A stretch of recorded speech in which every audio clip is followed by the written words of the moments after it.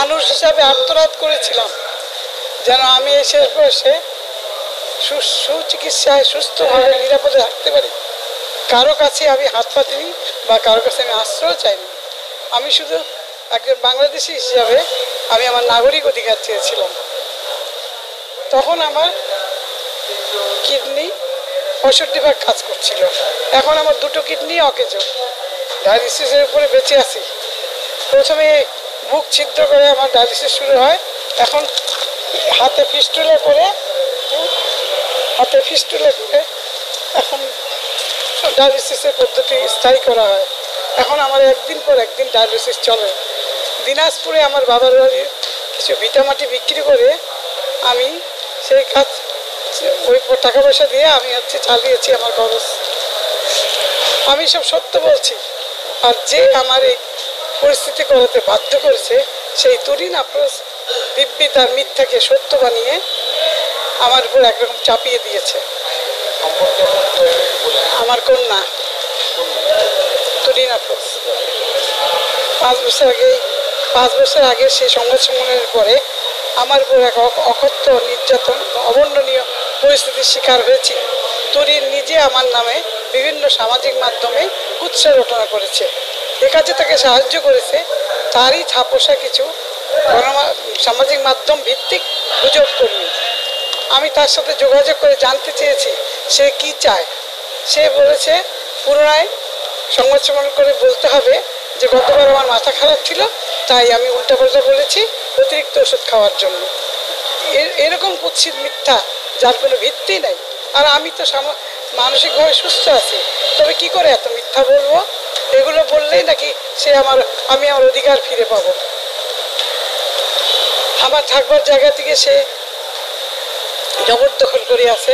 তার পারিবারিক জীবনে নানান জটিলতার জন্য সে আমার কাছে থাকতে চেয়েছিল, আর সেই কিনা আমাকে জোর করে ভয়ভীতি থেকে বাসা থেকে বের করে দিল এবং 1.5 বছর সে আমাকে বাসাতে ঢুকতে দেয়নি। এত মিথ্যা যে 2024 সালে শেষে এসেও সেই স্বাধীন বাংলাদেশে সে বীর দর্পে দখলদারি করছে। আমি আসছি ঢাকায় লুকায় থাকতে হয়, এখানে থাকি, এখানে পালিয়ে থাকি, যেখানেই থাকি রম্ভাব্য আমার আত্মীয়ের বাসায় লোক পাঠায় আমাকে মারতে। এরকম করেছে, গততে করেছে, এখনো তো কালকে রাত্রেও সে আমাকে ফোন দিয়েছে। আমি ধরিনি, ভয়ভীতি দেখায় এগুলো করতেছো, এটা করবো এটা করবো না। আমি তো ফোন ধরি, কালকে আমি ফোন ধরিনি, ওর ওই মুখাপেক্ষি হই না। না আমি যাইনি, আমি যেতে চাই। আমি এই জন্যই এসছি যে এখন তো আমার দেশ স্বাধীন, আমি আমার মানবাধিকার চাই, আমি আমার নাগরিক অধিকার চাই। আমার নিজের বাড়িতে আমি থাকতে পারছি না, আমাকে বের করে দিয়েছে। আমি এই বাড়ি ও বাড়ি ভয় থাকি, যেখানেই থাকি সে খবর পেলে ওখানে লোকজন পাঠায় আমাকে খোঁজার জন্য। এটা তো আগে তো ভালোই ছিল, আমার বাবা মারা যাওয়ার পর একদম খোলস করে বেরিয়ে আসতো, তখন সে আমাকে ভয়ভীতি দেখানো শুরু করলো। ওই পুলিশে যায় বলে থানার লোক আসতে, আমাকে ভয় দেখা যায়, জিডি করছে, এটা করছে। আমি তো একা থাকি, আমি ভয় এখান থেকে বাধ্য হয়েছি চলে যেতে। আমার বাসা থেকে বাবা মারা যাওয়ার পর আমাকে বের করে দিল ভয় দেখিয়ে। এবং এই দখলদারি শুধু এখানেই নয়, আমার গ্রামের বাড়ি নীলফামারী, তো আমার মরম স্বামীর গ্রামের বাড়ি, সেখানেও আমাকে নিষিদ্ধ করেছে। আমি যাতে ওখানে না যেতে পারি সেই জন্য সে ওখানে এলাকার সন্ত্রাসীদের লাগিয়ে দিয়েছে, তার নামে ফাউন্ডেশন করে সেই সন্ত্রাসীরা আমাকে ভয় দেখায় এবং